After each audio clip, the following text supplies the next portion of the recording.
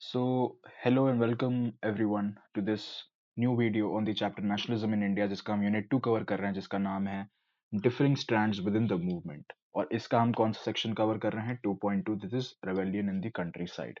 ठीक है, तो अब जो सबसे पहला सवाल है, जैसा कि मैंने बताया, हम क्विज बेस्ड लर्निंग के ऊपर ज़्यादा फोकस करते हैं, यानी क्वेश्चन के थ्रू हम चैप्टर को समझने की पूरी कोशिश करेंगे। सबसे पहला है describe the Awadh peasant movement, who was the main figure of Awadh peasant movement, ये हमें बताना है। तो इस सवाल का जवाब देने के लिए मैं ये थोड़ा सा एक्सपैंड कर देता हूँ ताकि आपको दिखे ये। ठीक है, तो सबसे पहली चीज जो हम यहाँ पे नोटिस करेंगे वो ये है कि फ्रॉम द सिटीज, यानी सिटीज का पार्ट जो है खत्म कर लिया जो हमने पिछले उसमें था। अब हम बात करेंगे कंट्री साइड। कंट्री साइड मतलब गांव दराज के इलाके। The non cooperation movement spread to the countryside. ठीक है, और it drew into the folds struggles of peasants and tribals which are developing in different parts of India in the years after the war। ठीक है, war का मतलब 1914 to 1918 वाला जो war हमने देखा था। ठीक है, अब सबसे पहले क्या हमने यहाँ पे देखा कि अवध पेजेंट मूवमेंट हमें बताना है। तो इन अवध क्या हुआ? In Awadh peasants were led by Baba Ramchandra. तो मेन फिगर कौन था यहाँ पे? बाबा रामचंद्र। ये यहाँ पे अवध पेजेंट मूवमेंट के मेन फिगर थे। और ये थे कौन? Basically he was a sanyasi who had earlier been to Fiji as an indentured labour. Indentured मतलब बंधुआ मजदूर। आपने सुना होगा कि लोगों को जो है बंधुआ मजदूर बना के इधर से उधर ले जाते हैं, फोर्स स्लेवरी कराते हैं। तो ये फिजी गए थे इंडेंचर्ड लेबर की तरह। ठीक है, the movement here was against taluqdars and landlords who demanded from peasants exorbitantly high rents and the variety of other cesses। Basically पहले के जमाने में जमींदारी का सिस्टम था जहाँ पे बेसिकली एक लैंड था, वहां पे जो फार्मर था उससे जो जमींदार थे वो बेसिकली बहुत ज्यादा हाई रेंट लेते थे, या फार्मर जो इन जनरल भी उनकी जमीन पे काम करता था उनसे भी रेंट लेते थे।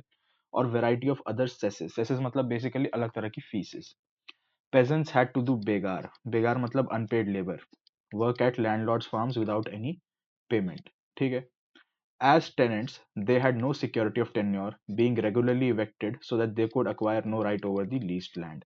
बेसिकली होता क्या था कि ये फार्मर्स जो थे इनको ज्यादा टाइम तक एक जगह पे काम करने नहीं दिया जाता था, बिकॉज इट वॉज बिलीव्ड कि यहाँ पे कब्जा कर लेंगे, तो उनको बार बार हटा दिया जाता। उनके पास कोई गारंटी ऑफ लेबर नहीं थी, कोई जॉब सिक्योरिटी नहीं थी।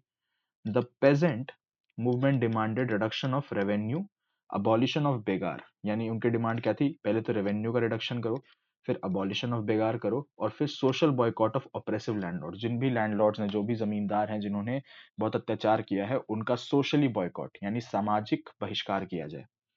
In many places In many places, Nai Dhobi Bandhs were organized by panchayats to deprive landlords of the services of even barbers and washermen। नाई क्या होता है? जबकि बाल काटते हैं। धोबी क्या होता है? जो वॉशरमैन होते हैं। तो उन्होंने क्या किया कि प्रोटेस्ट किया और इनको बेसिकली कोई सर्विस ऑफर नहीं करी। ठीक है, जो भी लैंडलॉर्ड थे उनको मतलब बार्बर और जो ये धोबी है इनकी सर्विसेज ऑफर नहीं करी गई, इनको बॉयकॉट कर दिया गया। ठीक है, अब बेगार का मैंने आपको बता दिया। फिर demands of the peasant movement मैंने बता दिया, reduction of revenue, abolition of begar, social boycott of oppressive landlords. अब जवाहरलाल नेहरू जी का रोल आता है यहाँ पे। क्वेश्चन वही है। क्वेश्चन क्या है आप एक बार देख लीजिए। एक सेकेंड। क्वेश्चन है आपका, role of Jawaharlal Nehru in Awadh peasant movement. ठीक है, तो ये देखते हैं। तो जून 1920 में व्हाट हैपेंड इज कि, एक second, in June 1920 Jawaharlal Nehru began going around the villages in Awadh talking to the villagers and trying to understand their grievances। Nehru ji खुद अवध जाते हैं और वहां पे जो भी लोग हैं उनकी परेशानियां सुनते हैं। बाय अक्टूबर द अवध किसान सभा was set up headed by Jawaharlal Nehru, Baba Ramchandra and few others. Basically Jawaharlal Nehru जो हैं वो वहां पे उसको एक मास एजिटेशन में कन्वर्ट करते हैं विद इंस्टीट्यूशनल सपोर्ट। इंस्टीट्यूशनल मतलब जो आपकी अवध किसान सभा है उसको इन्होंने अवध किसान सभा लिखा हुआ है, तो आप वही लिखिएगा, अवध किसान सभा। Within a month, over 300 branches had been set up in the villages around the region. So when the non-cooperation movement began the following year, ये कब हुआ था? जून 1920 में हुआ था, और नॉन कॉपरेशन मूवमेंट 1921 में उधर पहुंचा। तो इन्होंने क्या किया? जून 1920 तक एक तगड़ा बेस तैयार कर लिया था। 1921 में जब हुआ तो effort of the Congress was to integrate. तो अब उनका क्या एफर्ट क्या था कांग्रेस का कि जो अवध में इन्होंने इतना बड़ा बेस सेटअप किया है वो एक लार्जर मूवमेंट में तब्दील हो जाए। ठीक है, the peasant movement however the peasant movement however developed in forms that the Congress leadership was unhappy with as the movement spread in 1921. जैसे जैसे मूवमेंट 1921 में सेपरेट शुरू हुआ, तो houses of taluqdars and merchants were attacked. Basically जो गांधी जी की property principle था non violence का, उसको फॉलो नहीं किया गया। जो भी लैंडलॉर्ड या तालुकदार थे उनके घरों को लूटा गया, उनको अटैक किया गया, बाजार्स को लूट किया गया, ग्रेन होर्ड्स को भी टेक ओवर कर लिया गया इन मेनी प्लेसेस। अब होता क्या है कि बड़े लीडरों का नाम ले लेके क्या किया गया कि ये बोला गया कि गांधी जी ने ऐसा ऐसा बोला है कि भाई अब जो भी जमीन जमींदारों की है वो तुम्हारे बीच में डिस्ट्रीब्यूट कर दी जाएगी। ठीक है। Local leaders told peasants that Gandhiji had declared that no taxes were to be paid and land was to be redistributed among the poor. The name of Mahatma was being invoked to sanction all action and aspirations. Basically Gandhi ji के नाम पे झूठ बोल दिया गया। ठीक है। ये है आपका अवध किसान सभा के बारे में, इसलिए मूवमेंट स्लो डाउन हो गया क्योंकि झूठ के ऊपर बहुत था और जैसा गांधी जी की सोच थी वैसा ये गया नहीं। नॉन वायलेंट की सोच जो गांधी जी की थी उसको फॉलो नहीं किया गया और ये वायलेंट हो गया। ठीक है। एक तो ये था अवध किसान। ठीक है। अब आते हैं हम ट्राइबल पेजेंट मूवमेंट पे। ठीक है।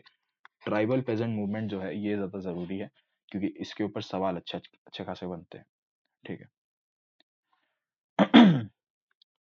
तो ट्राइबल पेजेंट्स जो थे basically interpreted the message of Mahatma Gandhi and the idea of Swaraj in yet another way. सबके अपने अपने आइडिया थे कि स्वराज क्या होगा। किसी को ये लगता था कि उनकी जमीन जो है उनको वापस मिलेगी, किसी को लगता था कि उनको उनकी प्रॉपर्टी ज्यादा अच्छी मिलेगी या कुछ ऐसा कुछ। सबके अपने अपने एक वो था, सपने थे। ठीक है। सपने सुहाने लड़कपन के थे। ठीक है। तो describe the tribal peasant movement. तो अब ट्राइबल पेजेंट मूवमेंट क्या था? अवध पेजेंट मूवमेंट अवध में था। ट्राइबल पेजेंट मूवमेंट कहाँ था? इसकी लोकेशन क्या थी? In the Gudem hills of Andhra Pradesh. For instance a militant guerrilla movement. Militant guerrilla movement मतलब कि हथियार उठाए हुए गुरिल्ला वॉरियर्स। गुरिल्ला वॉरियर्स वो होते हैं जो छुप के अटैक करते हैं। ठीक है। जैसे आपने फिल्मों में देखा होगा कि जो जैसे ट्राइबल्स जो हैं वो आर्मी पे या किसी पे क्या करते हैं, छुप के अटैक करते हैं। कहीं इधर उधर वो बिछा दिया, है ना, पत्तों से घेर के जिसमें गड्ढे में गिर गया या कुछ ऐसे। तो वो बेसिकली मिलिटेंट गुएरिला मूवमेंट था जो spread in early 1920s, not a form of struggle the Congress code approve. Basically violent struggle था जो कांग्रेस के हिसाब से सही नहीं था क्योंकि वो नॉन वायलेंट थे। ठीक है। Here as in other forest region. अब थे क्यों, मतलब ये चीजें हुई क्यों? यहाँ के रीजन क्या थे? रीजंस थे the colonial government had close large forest area preventing people from entering the forest to graze their cattle और to collect fuel wood and fruits. Basically उनको अपनी गाय भैंसे चराने को नहीं दिया जा रहा था, परमिट नहीं दिया जा रहा था। और फ्यूल वुड, जो ट्राइबल्स होते हैं बेसिकली जंगल को ही अपना घर अपना संसार मानते हैं और वो वहीं से अपने खाने पीने जीने की जो भी चीजें हैं वो लेते हैं, तो उस चीज की भी उनको इजाजत नहीं दी जा रही थी। This enrage the hill people. ठीक है। Not only were their livelihoods affected but they felt that traditional rights, उनके ट्रेडिशनल राइट है। बेसिकली जो ट्राइबल हैं वो क्या करते हैं कि अगर वो जंगल से कुछ लेते हैं तो जंगल को 10 गुना देते भी हैं। अगर उन्होंने एक पेड़ काटा तो 10 पेड़ लगाते हैं, लेकिन जो नॉर्मल लोग हैं वो नहीं करते ये सब। ठीक है। तो when the government began forcing them to contribute, कौन सी गवर्नमेंट? अंग्रेजों की government began forcing them to contribute begar for road building, basically unpaid labour. तो रोड बिल्डिंग के लिए द हिल पीपल रिवोल्टेड। उन्होंने कहा कि ट्राइबल से अंग्रेजों ने बोला कि भाई तुम रोड बनाओ हमारे लिए फ्री में। तो उन्होंने क्या किया? रिवोल्ट कर दिया। The person who came to lead them was an interesting figure, Alluri Seetharama Raju. Main figure कौन थे? अल्लूरी सीतारामा राजू। ठीक है। ये इनका नाम था जो मेन फिगर थे इसके। आप सबने RRR फिल्म देखी थी, उसके अंदर रामचरण जिसका रोल कर रहे हैं वो बहुत हद तक अल्लूरी सीतारामा राजू से ही मिलता है। ठीक है। और अल्लूरी सीतारामा राजू की खास बात थी कि वो he had a variety of special figure, special power. ठीक है। He could make correct astrological, मतलब वो बहुत ही अच्छा एस्ट्रोलॉजिकल यानी भविष्य बताते थे। और हील पीपल यानी कि वो ठीक करते थे लोगों को। And he could survive bullet shots. मतलब वहां पे Alluri Seetharama Raju was basically seen as a god figure, कि मतलब इनके अंदर जादुई ताकत है। तो कैप्टिवेटेड बाय राजू